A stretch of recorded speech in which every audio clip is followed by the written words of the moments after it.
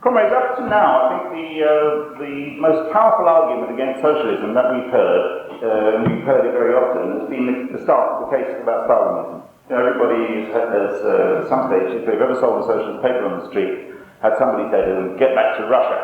And everybody, probably a very large number of people in this room have had that experience. The assumption being that socialism equals totalitarianism and therefore who wants it? And everybody knows that argument. Now, of course, the defeat of Stalinism, the death of Stalinism, very welcome as it is, does not unfortunately mean the death of any case against socialism. And there is an older and conservative tradition which really arises from the failures of social democracy. And you can see it, for example, in the response of many workers, and very likely comrades here will have come across this in the aftermath of the defeat of the Labour Party in the election. I no doubt if you're in France, in the collapse of the socialist vote in the elections in the earlier part of the year there. People who said the lesson they drew from the events of the election was, oh, you can't rely on the working class, it's Essex man, they're all stupid, they're all bought off by the system, the leaders will always betray, will never win, and so on and so on. And drawing from the actual experience of defeat and so on, a kind of pessimism and miserabilism, and the feeling there's nothing you can do, and it's impossible to get socialism, and so on and so on. Now, the symbol of that sort of mood, and the representative, I think the most eloquent representative of that mood, was a German former socialist called Robert Michels. At least I'm not sure how you pronounce his name, whether it's Michels or Michels, or, well, I'll call him Michels anyway, because I'm used to pronouncing it that way. He wrote a book in 1908 called Political Parties, in which he formulated what is called the Iron Law of Oligarchy, and it is a very depressing book. And I'm going to talk about this very depressing book and hopefully cheer you up towards the end by suggesting it's all bollocks. But it is, those of you who've ever studied politics at college will have had to read this book. It is known as a classic of the social sciences. It was written before the First World War, as I say, by a man, Robert Michels, had been a member of the Social Democratic Party. In fact, he'd been a syndicalist, if anything, in the Social Democratic Party, and he wrote his book out of disappointment with the struggle for socialism. He was a disappointed syndicalist who became a cynic. Now, his argument goes as follows, that the movement for socialism, and for, well, he sometimes uses the term socialism, sometimes he talks about the movement for democracy, but he means essentially the sorts of things that we mean. He says this is a real movement, and it has become more and more important in the world in which of the 19th and the 20th centuries. It's a real and a powerful movement, but he says it's hit up against unexpected limits. Not from its enemies, not from the opposition which it's met from its enemies in the ruling class, but from within. Because, he says, it is the leaders and the organisations of the socialist movement itself which make socialism impossible. The movement's own organisations become a barrier to socialism. There is no question, he says, of course it is absolutely essential that if there is to be a struggle for a better society, workers and people struggling against exploitation and oppression must organise themselves. But the very fact of needing to organise, he says, organisation itself in parties and in trade unions and cooperative societies and so on, this breeds new forms of conservatism. The very fact of organising to struggle for a better society itself breeds new forms of conservatism. What emerges are structures and ways of organising and practices within organisations which in fact stall the movement and hold the movement back and actually make it impossible for it to achieve its ends. And particularly the problem is the problem of the leadership of organisations. Because the leadership tends to become what he calls an oligarchy. An oligarchy simply means rule by the few. The organisation itself breeds a situation where you get ruled by the few, and this becomes a brake on the movement. And so he has this famous sentence, he says, he who says organisation says oligarchy. And this, he says, is a fundamental law of political parties. So basically, every time you try and organise, you defeat yourself, you have to organise, but there is no way out of it, because in organising, you create a leadership which becomes conservative, and you've had it. So it's like, you start your car and you need to put your foot on the brake, and you can never get anywhere. You just jerk along and stall, and that's the way forward. And that's what happens. Now, why does this happen? He offers three kinds of reasons. The first reason is to do with human nature. The second reason is to do with the nature of the political struggle, and the third reason is to do with the nature of organisations themselves. And I'll go quickly through what he has to say. I mean, I'm summarising a 380-page book rather rapidly, and if anybody, is an avid reader of Robert Michel's, wants to correct me on some point, well, I'll apologise to that person afterwards. But I'm trying to give an honest account of what he says. Firstly, as far as human nature is concerned, he says, really, that human society is divided into two sorts of people, elites and masses. And the elites, the people who become leaders, are naturally, by their very nature, human nature, they are greedy for power, and they have a desire to dominate. So on the one side, you've got a group of people, the elites, the would-be elites, who are greedy for power and want to dominate. On the other side, you've got the masses, and the masses are marked by various characteristics which make them incapable of actually exercising political power. They are apathetic. They are uninvolved. They don't turn up to, they don't come to the union meetings. The union meeting consists only of a few people. The masses don't turn up. Why? Well, partly because they're tired out by work within capitalism. I mean, quite realistic about many of the causes of these things. They're very grateful to their leaders, and therefore they tend to re-elect leaders for their long service to the movement, and don't criticise them. They don't like to criticise. They express gratitude. They're really swayed by demagogy, he says. And you should be very careful when listening to me that you're not swayed by demagogy, by the way. And they're politically, generally, altogether, the masses are incompetent. They're not, the leaders are competent and greedy for power. The masses are apathetic, tired, incapable, politically incapable.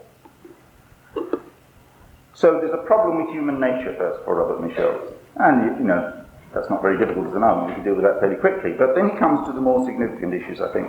He says, secondly, the nature of the political struggle itself produces the very tendency to what he calls oligarchy, towards conservatism and so on in the movement.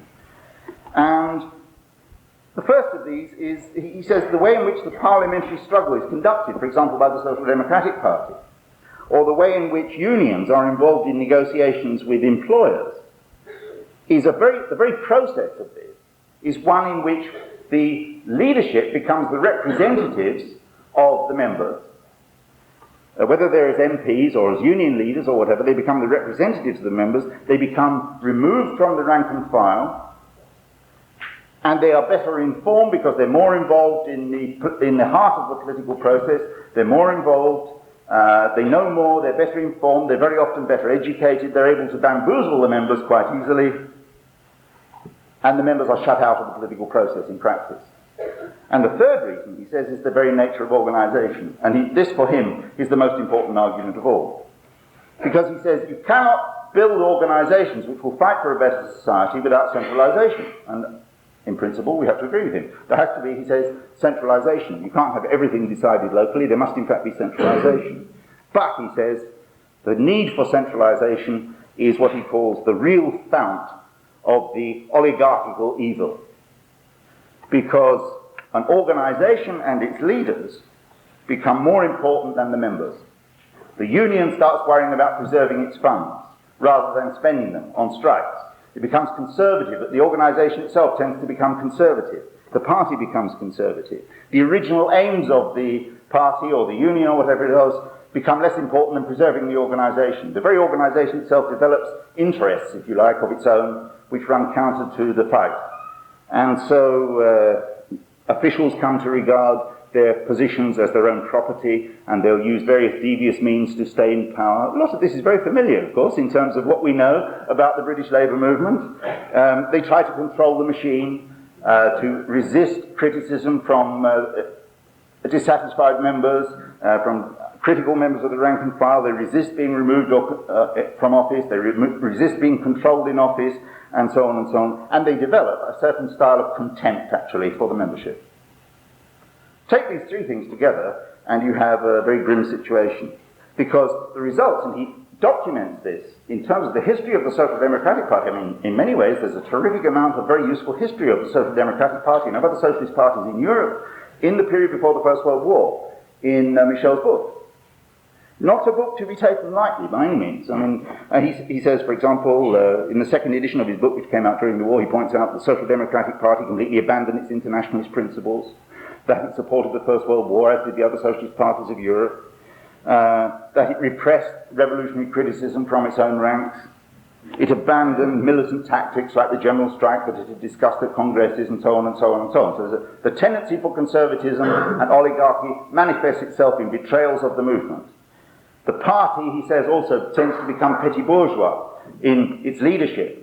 The Socialist Party becomes petty bourgeois because the leaders, in reality, and the ones he attacks hardest, are the ones who climb out of the working class. He says the intellectuals, funnily enough, he says, come into the movement with principles, and he says, if anything, though they're ineffectual, the intellectuals, they tend to hang on to their principles more. The people who climb out of the working class into the leadership, he says, are the worst. Because actually, as he puts it, why do we need a social revolution anymore when they've had theirs already? There was an old song, which I remember only one line of, the working class can kiss my ass, I've got the union job at last. That's the sort of the view. All they want the masses to do now is to vote for them to keep them in office. That's all they require of the masses. They don't want the masses to mobilise, etc., etc. If they get too active, they might start criticising the leaders. The party becomes, in fact, he says, and you can see, if you consider the modern Labour Party, you can see the force of what he's saying. For example, the party becomes just another party, bidding for the votes of the electorate, competing for them, trying to win the votes, actually abandoning its principles in order to seek the vote. So he cites the example of the German Social Democratic Party claiming to be the most patriotic party in pre-war Germany, for example, claiming to be more patriotic than any other party, and so on. And in the case of the Labour Party, you could equally talk about the massive concessions that the Labour Party has made to racism in form of support for immigration controls and so on and so on. Anything to get the vote. Abandon the principles, go for the votes, dilute the politics, in fact become just another party, no longer a party really struggling to change society. Built into the very structure of the organisation, into the very political process.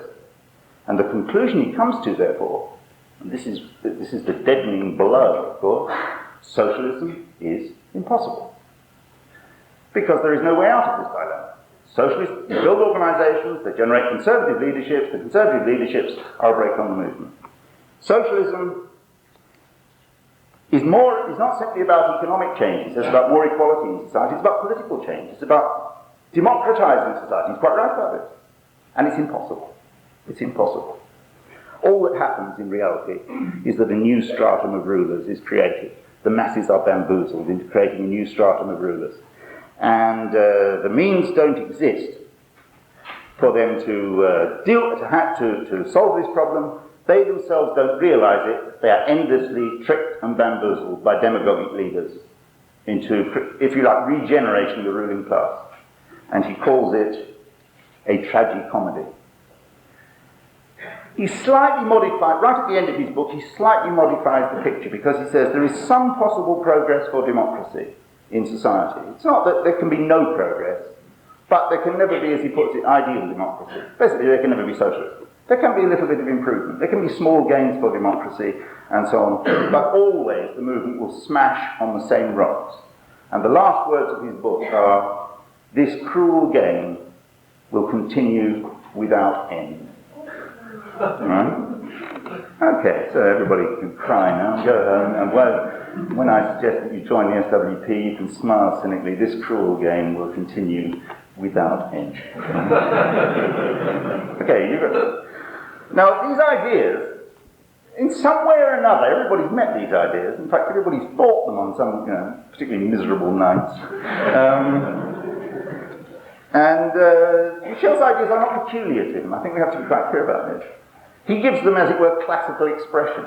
And therefore, I think he's actually worth reading and grappling with in this sense. One of my colleagues, I teach in the social science department in a poly, And one of my colleagues said that she's a sort of left left Labour Party person. She sometimes buys the paper, always gives me 10 pence extra for the cause, she says. And so I'm very, very nice, good person. And she said when she read Michel's book, she said she was utterly flattened, depressed by the book and didn't know it seems hopeless, she said, after reading that book. And I think he expresses a very important mood in the Labour movement at different times, and he expresses real experience. We heard it after the election. I'm sure that French socialists will have heard it after the election in France. I'm sure that in Poland, after the defeat of Solidarity, millions of Polish workers partly thought in these sorts of terms, a sort of mood of disillusion, cynicism, apathy, and so on. You blame your fellow workers for their stupidity, or you blame the leaders for always betraying, and you see no way out of the situation, and so on. And of course it is rooted in real experiences of the Labour movement, particularly in the 20th century, across the whole world.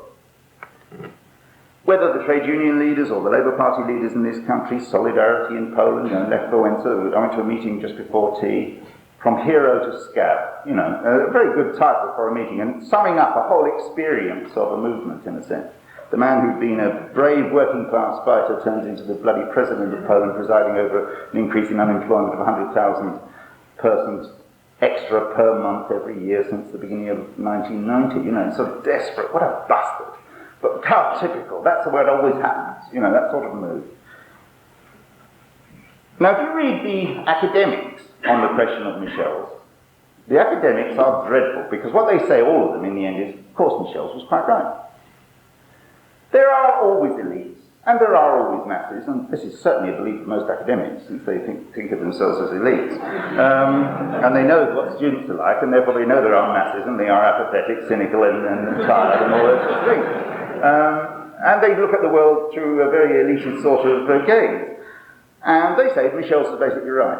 There is no possibility of ideal democracy. This is a dream, it's a utopian dream. Rousseau had it, Karl Marx had it, so on and so on. There is no way out of this dilemma at all. The best we can hope for is competition between elites. And what does that mean? Well, it means American capitalism, really. You have every 4 years you have one elite competing with another elite. It's Clinton versus Perot versus Bush, and that's the best you can have. That's the highest point that human civilization really can reach, or Kinnock versus Major. That's the acme of political possibility.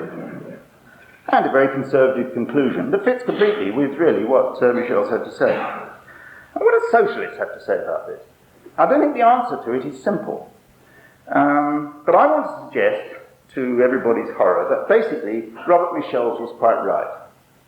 Only, I have to say, before everybody leaves, that he was right in a more limited sense than he himself knew.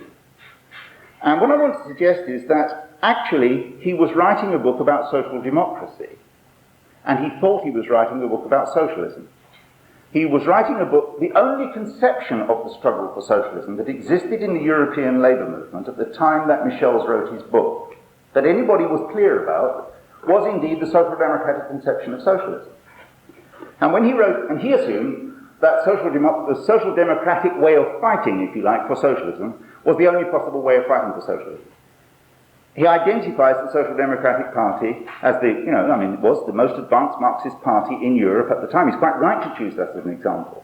He identifies that and its organisation, its practices, with the struggle for socialism, and he can see no alternative. And I'll say in a minute that he wasn't the only one to see things in these terms. There were much better people than Michel's who also were flattened, in a sense, by the experience and didn't know how to respond to the experience of the Social Democratic Party.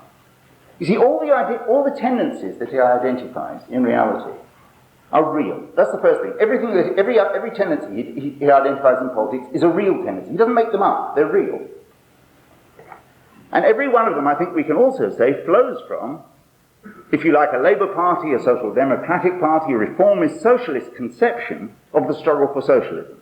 Now, it doesn't apply so much to the Labour Party today, because the Labour Party today doesn't have a conception of the struggle for socialism, right? The Social Democratic Party before the First World War was a socialist party, in the sense that it talked about the struggle for socialism, it published books, it had May Day rallies. I mean, the Labour Party doesn't have May Day rallies, doesn't publish books, doesn't do anything, right, in terms of education. But it was a socialist party. What's involved in the social democratic idea? Well, at its best, in the social democratic idea, if you like, in the ideas of, Still, he's coming to speak to us. Tony Benn, for example. Still a social democratic socialist. What's involved at the heart of those ideas, and how does it connect with Robert Michel?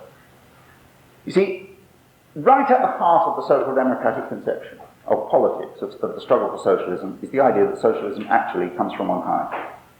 It is a conception of not socialism from below, but socialism from above. That socialism, in the words of the Labour Party, the most famous clause of the Labour Party constitution, what does it say? Clause 4, the one they're always arguing about whether to keep or not. To secure for the workers by hand or by brain the full fruits of their labour in the most equitable distribution thereof that may be imagined, etc., etc., etc., etc., in that bureaucratic strangalese that they voted in, that the Webbs wrote in 1918. Listen to the words again. To secure for the workers. Not to encourage the workers to secure for themselves. Right in that famous socialist clause is reformism, writ hard. To secure the party will win something for the workers. Not the workers to win it for themselves. What is it? It's a conception of ballot box socialism. The parliamentary road to socialism. Ballot box socialism. What is required of the working class in ballot box socialism? That they bother to turn out to vote. Once every 5 years, workers are asked to be socialists.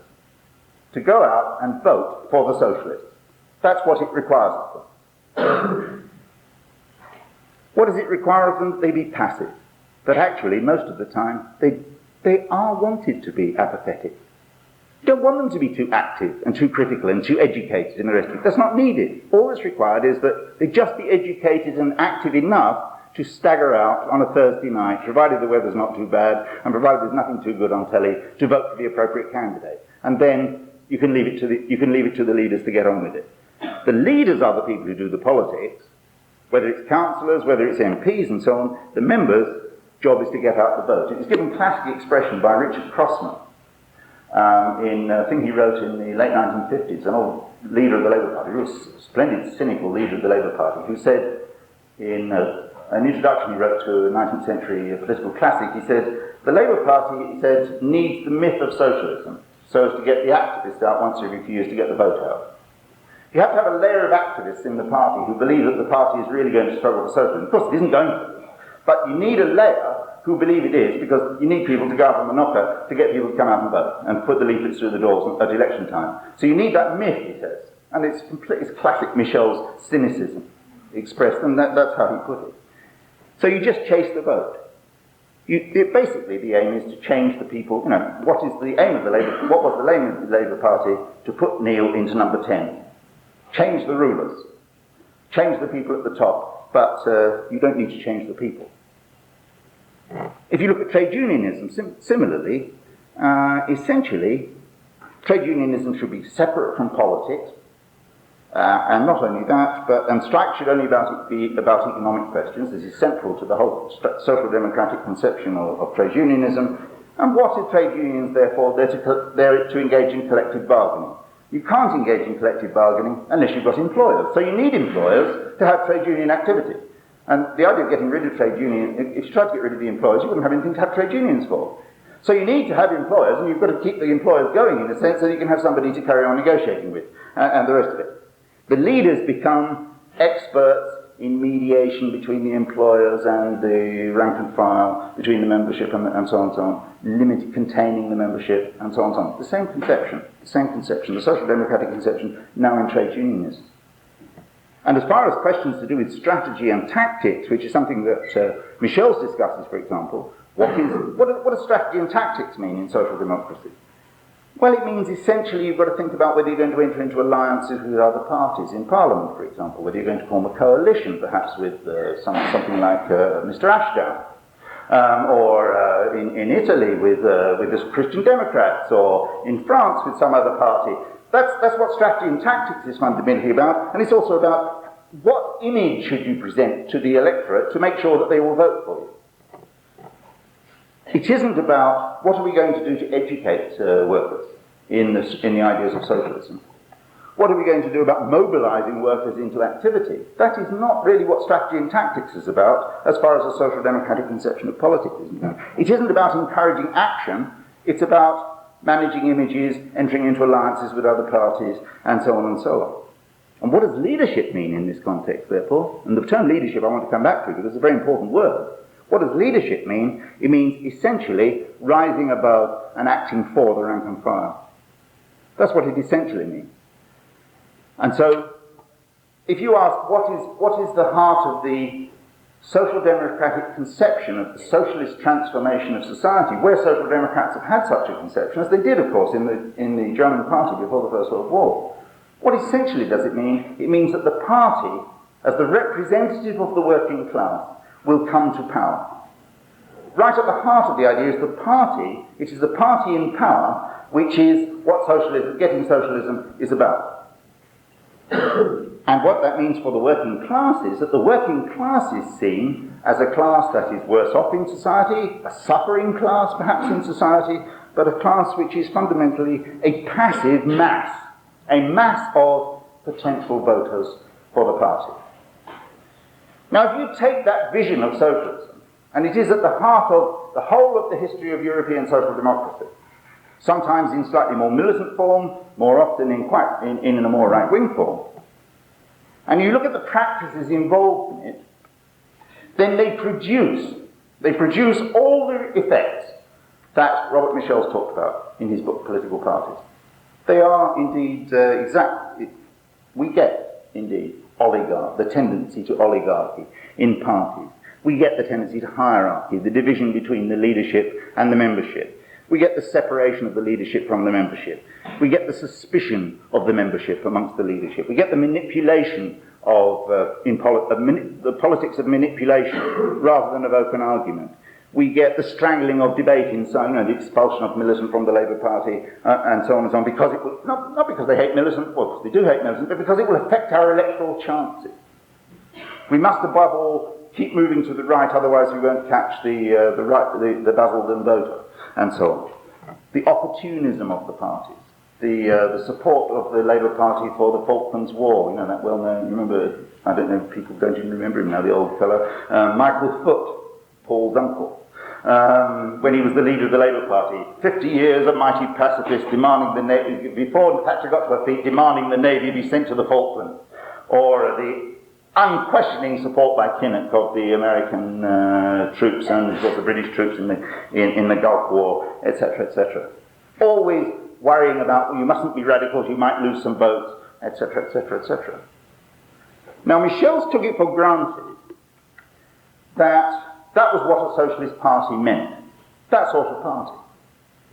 And that's what the struggle for socialism meant. Putting that sort of struggle for socialism was what the struggle for socialism only meant. It couldn't mean anything else. And his response to it, which was an understandable response, I mean, in the end, the man became a fascist, though 10, 15 years after he wrote the book, and I don't think there's a direct connection. He became completely cynical, and he abandoned socialism, because he couldn't see any way out of this dilemma. But he wasn't the only one. Rosa Luxemburg also saw politics in these terms inside the Social Democratic Party in Germany. Leon Trotsky saw politics in these terms in the years before the Russian Revolution, before he joined the Bolshevik Party.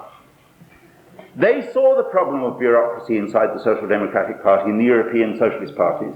They saw the bureaucracy inside the trade unions, and so on and so on. They saw it very clearly, just in the same way that Michel's did. And what was their response to it?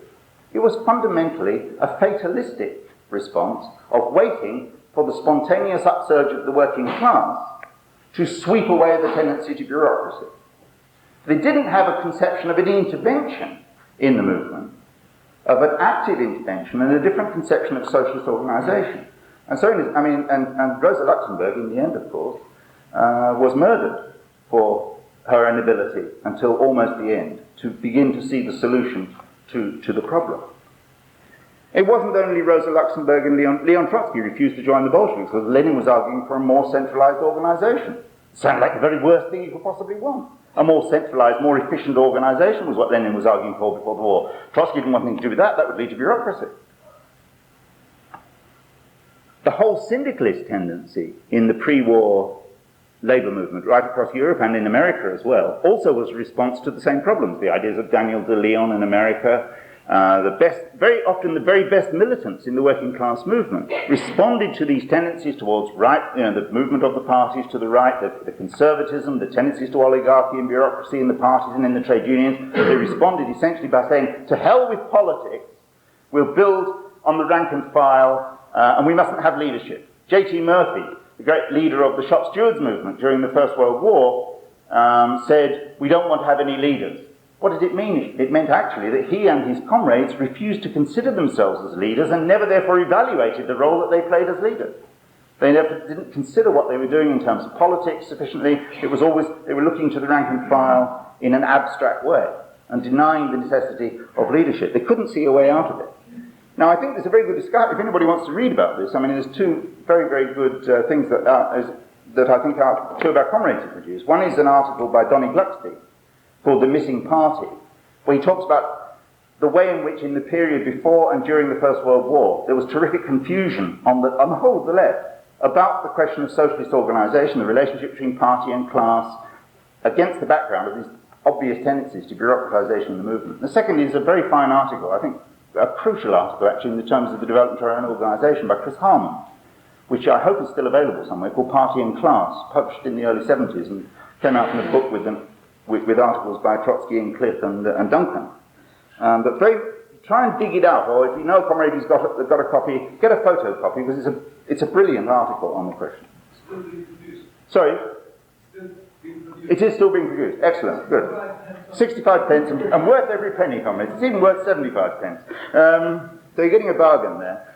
You see, there is an alternative, it seems to me, which was developed by Lenin, although I'm not sure that Lenin really ever fully set out what it was he was developing. He was flying by instinct in part. It's partly theorized by Gramsci. It's suffocated by Stalinism, which is why it never really came fully into the light of day, you might say, as a different conception of the struggle for socialism, really codified in a sense, so we could say, there it is, it's all laid out, it's different. Because it was suffocated by the Stalinization of communism from the early 1920s. And it was, in a fragile way, kept alive by the Trotskyist movement and by ourselves. But really it's a way of saying, let's put flesh on Karl Marx's and Friedrich Engels' idea, central idea, that socialism is about the self-emancipation of the working class, but put flesh on it in a way that Marx and Engels were not able to do in the 19th century, when the working class movement was much less developed than it has been in the 20th. The first thing you have to say in such an alternative conception is that the working class is not a mass. It is not a single block that all thinks the same way or acts the same way, that you can say it is apathetic, it is conservative, it is reformist, it is revolutionary. The working class is not any one thing at one time. The working class is a movement. It is not, to use the word of the margarine makers, homogenized, if you like, the milk manufacturers. It's not homogeneous, it's not all the same. It's a movement with a whole series of layers and divisions and levels and sections within it. It's all of which are slightly different from each other. It's not the case that all workers in the factory think the same. It's not the case that everybody in your street thinks the same because they're all workers. It's not even the case that everybody in this room thinks the same, for heaven's sake. There are all sorts of layers and levels and divisions and differences within the working class movement at any particular time, in the most quiet period like of the class struggle at the moment, or in the height of a revolution. Even in the very heat of the moment of a revolutionary uprising, there are all sorts of different layers and so on and tendencies within the working class movement. It is a movement with all the complexity of that. So firstly, you can't make statements about the working class thinking something, being something, and so on. You actually have to talk, if you want to talk in realistic terms about the struggle for socialism, you have to recognise the complexity of the working class when it's in action. Secondly, the party is not the same as the class. The party never represents the class, it is not the same as the class. The party is an active element within the class. Whether it's a small party or it's a mighty party, it's a section of the class, organising the socialists within the class. It's not the representative of the working class. How can you represent a multitude of people with all sorts of different layers? And you can't represent the working class in that sense. It is an interventionist actor, if you like, in the working class movement. Now, when we come, therefore, to the word leadership, we have to ask what the word leadership means for a socialist party. It doesn't, seems to me, mean for us what it meant for Michel's. For Michel's, leadership means representing the working class, being an MP, being a union leader, or whatever it might be. Our conception of leadership is actually what the word really means. Not dominating people, but actually seeking to persuade them. I am going at the end of this meeting to try and lead you. If you're not already a member of the SWP, I'll tell you now, I'm going to try and lead you into joining, right?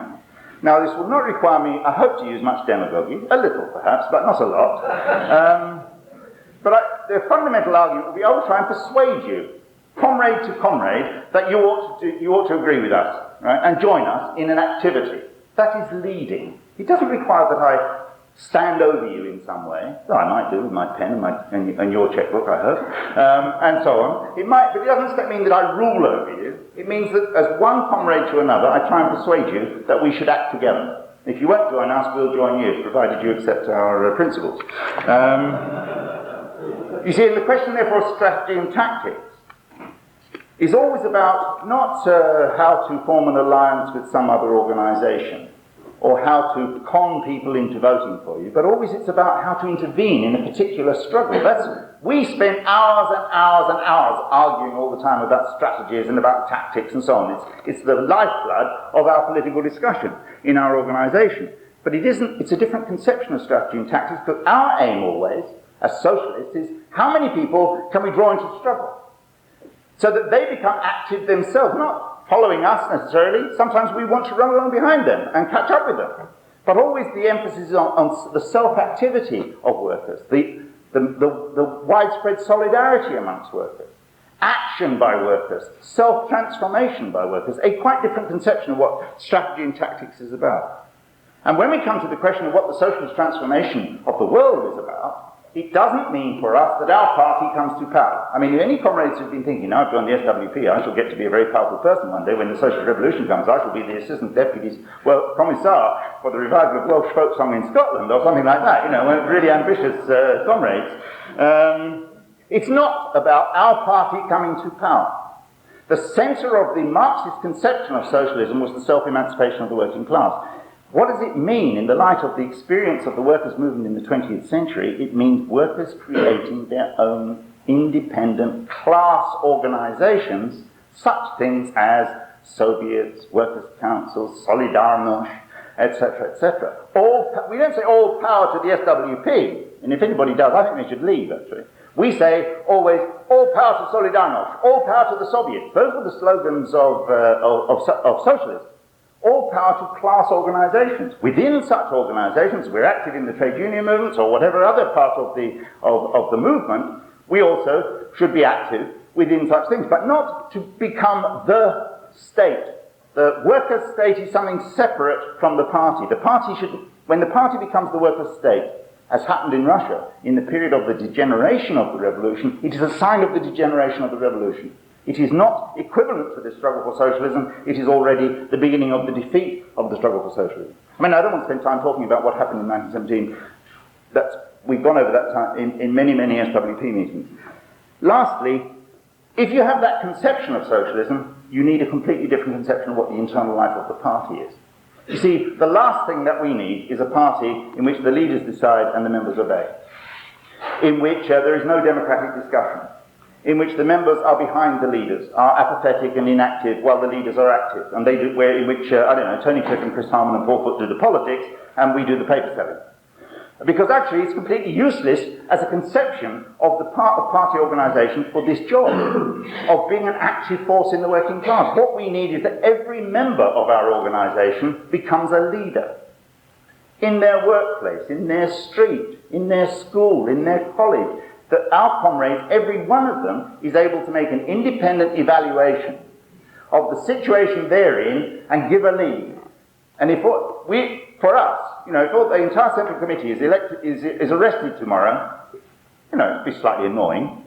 But to be quite honest, we can carry on. Because actually the whole layers of people in our organisation, hate us. The aim is to accumulate tailors in our organisation. What does that mean? People who can be independent, who can independently give a lead. And when I say give a lead, I don't mean dominate the movement, I mean in the sense that can convince others to act, to move, etc., etc. That's a completely, it has therefore to be a democratic organisation. We have to be constantly arguing with each other. We require of our members that they constantly be striving to be better than Tony Cliff, better than Chris Harman, etc., etc. We have to be constantly trying to turn ourselves, it's the most difficult thing for all of us, to have the courage, the intellectual conviction, the experience, etc., to be able actually to intervene in all sorts of quite often quite difficult situations as a socialist and so on. That's the kind of conception we need. Now just to end, because I'm at the end of my time, why do we need such a party? You see, the history of our movement, there's no question about it, and here Michel's, in a sense, identifies you can see why people are attracted by Michel's. The history of our movement is of defeats. The whole history of the working class movement, since the birth of capitalism, is the history of defeats. We had some victories, but basically it's a history of defeats. If it wasn't a history of defeats, we'd be living under socialism today. And those defeats, go to bookmarks and you'll find it is the library. Bookmarks is the library of avoidable defeats. It's called the history of our movement. It is the history of avoidable defeats. The whole history of our movement. But time and again, we've had marvellous possibilities for working class power, for advance for the working class. In this country and that country, the other country, everywhere across the world, there have been fantastic possibilities that have emerged. We live in a fantastic period in which movement after movement seems to surge up in different parts of the world. You get depressed and you switch on the television. Bloody hell, look what's happening in, Thailand, wherever it might be. Suddenly, somewhere across the world, something is happening, surging movements, and marvellous possibilities emerging, and then, solidarity in Poland, the Iranian Revolution, Chile, the French movement of 1968, you can go on and on and on and on, and always, bloody hell, those bastards sell them out, and we lose. You see, and in every one of those upsurges, and we may be in the period of the lowest level of strikes since records began, but everything that goes down must come up. It's the law of politics. If there is a law of politics, that's one of them. We can't stay down here forever. There will be a revival, I don't know when, and I'm as impatient for it as everybody else is. In an upsurge, what is clear, if there is no decisive voice within the movement, voice and voices within the movement, to give an alternative lead, the movement will defeat itself, will be defeated. Lech Wałęsa will in fact persuade the workers of Poland not to continue with the general strike in 1981, will sow confusion and dismay in the ranks of the workers. They will demobilise themselves and they will open the way for the state to be able to crush them. The most wonderful, marvellous, vibrant workers' movement of 10 million workers that occupied factories, put forward a programme for the democratic reorganisation of every aspect of society. And they let themselves be beaten by a piddling army, half of whose soldiers were crying as they arrested the workers. Terrible defeat, and it's marked the revolutions of 1989 that the whole socialist experience of solidarity, I think we can call it a socialist experience, was lost. Terrible defeat, but it was so avoidable. What was missing was a socialist voice inside solidarity to point the way forward, to comrades who had some confidence. It could even be just a few to start with, comrades with some confidence, etc., to do it. And the problem is, the need for such parties is very obvious. And the problem is this: you can't wait to build such a party when the upturn comes. You have to start now, because actually becoming a leader, no, I don't mean me becoming a leader, you becoming a leader is not something that you can just do like that. You have to practice. You have to gain a certain self-confidence. I mean, everybody that comes up to speak on any of these platforms of Marxism, even Tony Cliff, to tell you the truth, gets butterflies in their stomach before they speak. Cliff has terrible butterflies before he speaks. Right? Everybody has butterflies before they try to lead. You have to practice to control the butterfly. Right? Everybody has it. You have to learn to do it. You have to practice at being able to stand up in a meeting. And the best time to do it is now. Because if you put it off till the upturn, there'll be a great big meeting, not of 40 workers to speak to, but 4,000, and then you certainly won't have the courage to do it. So practice on the 40 so you can do the 4,000. You have to join now, basically. That's the message. And this is really what this meeting is all about. It's the last night of the weekend.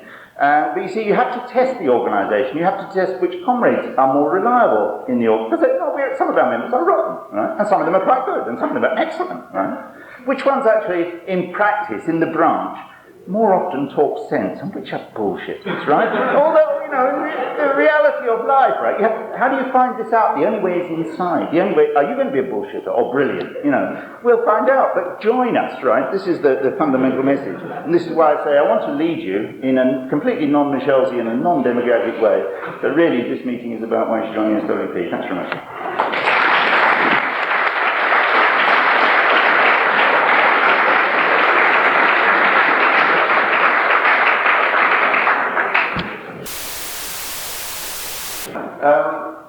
Four things I think that came up where I was asked questions in this sense, and I'll pick those up. As I say, I think the comrade has left, but never mind, I'll ask you a question anyway. Because it seems to me there's a scale word called leadership. And the comrade who said that leadership was totalitarian led. He came up and he tried to persuade us of a case. That's leading. He was himself doing what he said he shouldn't do, namely trying to persuade us. That is all that leadership means. Right? It is to try and move somebody from one direction they're moving to another by persuading them. I don't think that the bosses lead us. I think they boss us. I think bossing, and there's bossing, and there's leading. We're interested in leading. We're not interested in bossing, right? Okay, it's a very simple distinction. And that we are an organisation that thinks we would like to give a lead to the working class, so that they don't need bosses anymore. That's what it's about. And it seems to me there's a fundamental distinction between those two terms, which is corrupted in bourgeois society because they talk about the leaders of industry. They actually mean the bosses in industry. We let them use this language. They don't lead. They don't convince me. They've never led me. They don't lead most of the workers most of the time. The workers suffer them because they haven't got any choice, and they do what they're told to do because they haven't got any, or they feel they haven't got any choice. But actually, they're not being led at all. As for the question that democracy is a bourgeois capitalist principle, I'm afraid I have to say that I think autocracy is a bourgeois capitalist principle. Democracy is the only way in which a number of people who may not agree with each other can decide to do something together. You discuss, you vote. That's democracy. I don't see anything anti-social or anything about it. If you don't have that, you've got no mechanism for deciding to do anything. Now, a comrade asked the question, I think I understood him right. He said, what's the option really for workers in terms of what we said? Is it to vote for Labour or vote Socialists or something, or what is it? And it seems to me the option that we offer to the working class is that they should gain sufficient strength and confidence in their own powers to take control of society. That's the option that we offer. That's what we understand by socialism.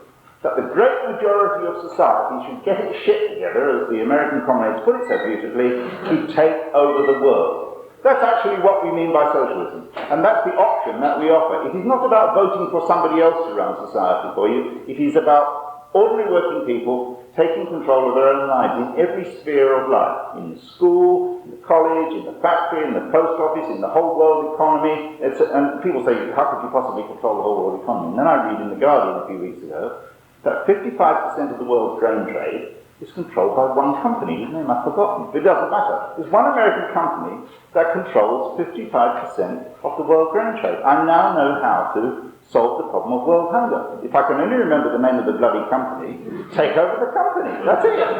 And feed the world. It is as simple as that. Given the concentrated character of modern capitalist production and trade. I wish I could remember its name. It would be so much more effective as an argument. It's one of these companies, I've never ever heard of it, because it just controls 55% of the world's grain trade. Pete Green would know, but he's not here. Thirdly, the question of the Bolsheviks. I mean, I can't possibly, in a couple of minutes, talk about the whole process of the degeneration of the Russian Revolution. It obviously was the whole area that we should discuss, but it is being discussed in lots of other meetings, which is why I deliberately left it out. But I'll just make 2 points about it. The first is on the question of the party. What ultimately broke the Bolshevik Party as an organisation was something that was done after Lenin died. That Stalin introduced what he called the Lenin levy into the party. And what did he say? He said, in honour of Lenin, we must recruit tomorrow tens of thousands of extra members. You think, well, that sounds like a good idea. What did it actually mean? Because this is already in the context of the degenerating revolution, etc., etc. It wasn't a question of going out and arguing as we want to do with this individual and that individual, why you should join the party for the fight for socialism. Actually, this was a party already which was too much a monopolising party, too bureaucratic is the internal organisation. Those people who joined as servants of the party, not as active members of the party, as a layer of people who would do what they were told. And actually they were used to break the left, to break the revolutionary left, etc., in the party. Because they had no independent basis for judgment and so on and so on. They were no longer joining the party. It became a method of actually reducing democracy in the party. We don't want people to join us, to be quite honest, on a mass basis, just because it seems like a good idea, or in honour of one of our comrades that died, or something like that. Absolutely not. We only want people to join who agree with us. But I assume that people that bother to come, for a weekend to Marxism are at least interested, right? And that's why I'm quite happy about saying to anybody in this room, if you agree with us, join. If you don't agree with us, don't join us. But then you wouldn't in the first place, would you? Right? So, but those of you who, those of you who are hovering on the edge and think, well, I might next week, I might the week, maybe comes the revolution, maybe I'll join and so on. It's those people who actually really do agree with us that should join us. Now, the other question about Stalinism is, how do you avoid it, Comrade Alf? There is no guarantee. Absolutely. There is no, I can't sort of fish in my pocket and say, here's the way of preventing the degeneration of a revolution which doesn't manage to spread from one country to another. If there were a socialist revolution in Britain that did not spread, we would face the same problems. Because we would be threatened by the rest of the world. Therefore, we'd be under pressure to rearm. Therefore, we'd be under pressure not to be able to spend the money that workers want to spend on improving the health service, on education, on housing, etc. We'd be faced with those difficult choices. Workers would be demoralised and depressed by the circumstances of being semi-starved by world imperialism. All those sorts of pressures that existed in Russia would exist here. And we're much smaller as a place. It would be much faster, such a process, potentially. We have a much more developed and mature working class, of course, much more experience of struggle, but even so, the same pressures will be there. How do you guarantee it? There is no guarantee except the struggle in life. What do we say? We must do everything we can to help the comrades in other countries to organise similar organisations to our own, to encourage struggles in other countries. We have to spread we have to be international. But the ultimate guarantee against the degeneration of a revolution is the self-activity and the self-confidence of the working class across the world. That is the only guarantee there is. That is what socialism is about, and it's the only guarantee of the security of socialism. There is no other trick. We can't offer any other trick or magic powder or anything. There is nothing else but the self-activity and the self-organisation of the working class and the self-confidence of the working class in its own capacity to rule the world. That is all there is. Last thing about the party. You see, why do we need centralisation? And why do we need democracy at the same time? We have to vote. Centralisation without democracy, forget it. Democracy without centralisation, forget it. It actually isn't even democracy. You see, every week we produce a paper called Socialist Workers. Never mind the clever arguments, just consider a practical one. We produce a paper called Socialist Workers. We actually leave it to the editor and a few comrades to decide what should be in the paper each week. Right? Centralisation. Supposing we didn't, there wouldn't be a paper. Quite simple, there wouldn't be a paper. We need to have a paper to argue a socialist case effectively across this country. Same argument being put in every, as many high streets and factories and so on as we can. Trying to put a clear socialist case each week. Unless we leave it to some comrades to get on with that job, there won't be a paper. We can't have a rally of all our members every week to decide this, and it gets more and more difficult. We're actually getting quite difficult to find a place where we could get all our members together in one place, right? We can't do it. It's silly.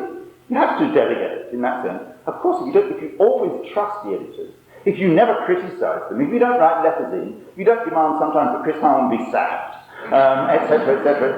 If he deserves to be sacked, he should be sacked. If the headlines keep missing the button, right, and our comrades become embarrassed about the paper, if it isn't connecting, we should sack Chris. Absolutely clear. Or you should trust your comrade after the question about trust. I trust Chris this week. Right? No, that's the attitude we should have. I trust him this week, but next week we'll see. Right? I remember Chris producing a headline which said, Thatcher has not won yet. There was two ways of reading that, right? There was also, Thatcher has not won yet, right? Which was the most depressing headline we ever had in the paper, right? If you kept on producing ambiguous headlines like that week after week, I'll tell you, nobody would have wanted Chris to be the editor. There has to be democracy, kick the editor out. There has to be centralisation, keep him in. Right? It's quite straightforward. And the dialectic is the unity, kick him out next week. You can't make decisions. You can't act together unless you have centralisation. But you see, what sort of centralisation is it? It is not the centralisation that Chris Harman is the all-high. I mean, if anybody's ever seen Chris Harman, you can see that he couldn't be. But he isn't the all-high and the almighty and the ineffable Chris Harman, who must be obeyed, he who must be obeyed at all times, etc., etc., him indoors, as it were. That isn't Chris. Actually, the truth is that the only basis on which people act together is on the voluntary basis. You can't join we will not whip you into the SWP, right? We will try and persuade you. Come on, into the SWP, but that's as far as it will go. We can't. It is a voluntary organisation. A voluntary organisation. We don't want anybody who joins on the basis of coercion, right? We don't want them. We don't want somebody coming in like this. Right? The only basis on which people can join, the only basis on which they can remain members, is on the basis of being volunteers. Volunteer socialists, that's what we want. The only basis on which they will agree to follow commands is if they identify with those commands as if they were their own. Right? The reason that I think that Chris Harman should be the editor of the paper, rather than me, is because I think Chris is better at it. Right? If somebody comes along who looks as if they'll be better than Chris, let's have that comrade. Absolutely. But we will have to have centralisation. We also have to have democracy.